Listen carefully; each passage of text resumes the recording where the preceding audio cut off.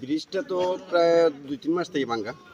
বর্ষাকালে আরো বেশি পর্যটক আসবে, কিন্তু মনে করো সামনে যে বর্ষাকাল আইব, পানি আবার পরে তোমার হয়েছে, মানুষ তো এইদিকে যাইতে হইতে পারতো না। নিচে তোমার পানি থাকে অনেক বেশি। ব্রিজটা হইলে মনে করো অনেক ভালো হয়, মানুষ সবাই যাতায়াত করতাম।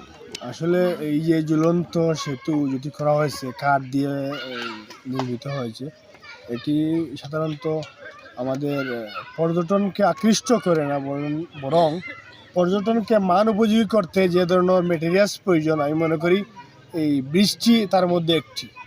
এটির অবস্থা সাধারণত অত্যন্ত জরাজীর্ণ, কাঠগুলো ছিটকে গেছে, পাশাপাশি অতিবৃষ্টি কারণে কাঠের অবস্থাটিগুলো একবারে নাজুক। যে কোনো সময় যে কোনো পর্যটক আসলে এই জায়গায় পড়ে দুর্ঘটনার আশঙ্কা ঘটে যেতে পারে। এজন্য এই ব্রিজটি অবশ্যই খুব তাড়াতাড়িভাবে যতটুকু সম্ভব মেরামত করা জরুরি। তো আপনি যেহেতু উপজেলা প্রশাসনের সাথে আছেন সহকারী কমিশনার হিসেবে, যাতায়াত ব্যবস্থা অনুন্নত, এ ব্যাপারে আপনাদের কোনো উদ্যোগ আছে কিনা?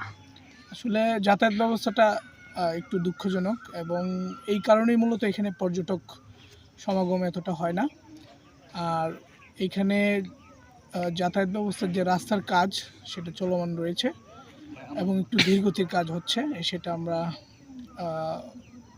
এলজিডি আছে, এলজিডিকে অবগত করছি, এবং এলজিডির মাধ্যমে কাজটা যেন দ্রুত করা যায় সেদিকে আমরা একটু নজর দেব।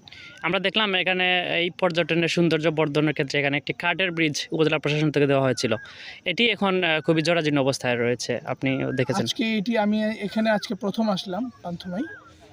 এখানে প্রথম আসার পরে যে ঝুলন্ত বৃষ্টি দেখলাম, এটি একেবারে জরাজীর্ণ বললে ভুল হবে, এটি ভঙ্গুর এবং এটি চলাচলের অনুপযোগী। অতি সত্বর এটিকে কিভাবে মেরামত করা যায় বা নতুনভাবে যদি কাঠামো দাঁড় করানো যায় সে বিষয়ে উপজেলা প্রশাসন উদ্যোগ গ্রহণ করবে।